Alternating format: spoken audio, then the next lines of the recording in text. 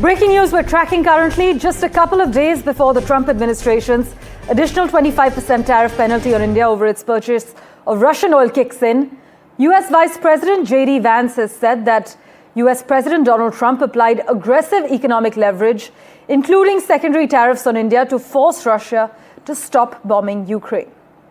J.D. Vance has said that Trump has applied aggressive economic leverage, for example, secondary tariffs on India, to try to make it harder for the Russians to get rich from their oil economy.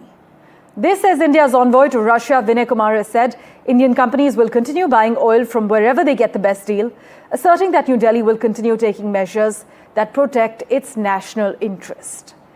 For the latest details coming in, let's go across to Vishal Vivek, who's been tracking all that's unfolding behind the scenes. Vishal, take us through the latest. The US Vice President is defending Trump's India tariffs.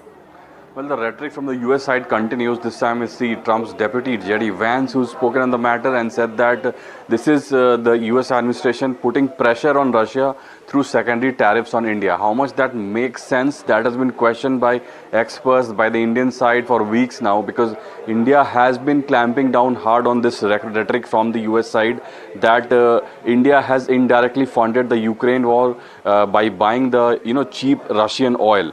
But India has clearly stated that that's clearly not the case, because India has only bought the cheapest oil possible for the benefit of its 1.4 billion people. This is about the energy security of 1.4 billion people, and there's no other objective to it. So the rhetoric that India has been indirectly funneling the Ukraine war is totally wrong. And this tit for tat has been going on for weeks now, as I just said, and Trump has been talking about this every now and then. J.D. Vance this time saying that this is an aggressive economic leverage that the US is trying to aim at. But as you mentioned, the Indian envoy to Russia, Vinay Kumar, has said that India will keep buying wherever possible the cheapest oil possible, and this is only for the energy security of the people in India, and there's nothing else to it. To suggest anything other than that is just building up the rhetoric that has been going on. In fact, earlier this week, Vishal, Dr. Jaishankar in Moscow had said that he was quite perplexed by the additional US tariffs, because it was the Americans who had said we should do everything to stabilize the world's energy markets, even if it means including buying oil from Russia, right?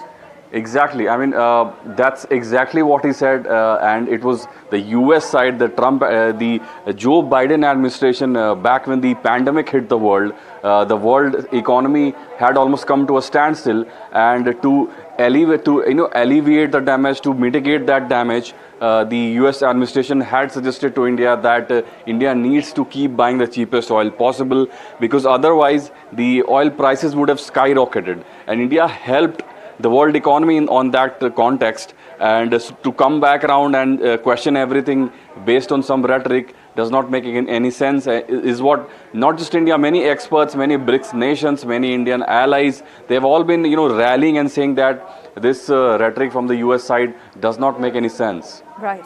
As always, Vishal, thanks so much for joining us with the latest details coming in and contextualizing the details for us as well. India has been maintaining that its energy procurement, including from Russia, is driven by market dynamics and national interest.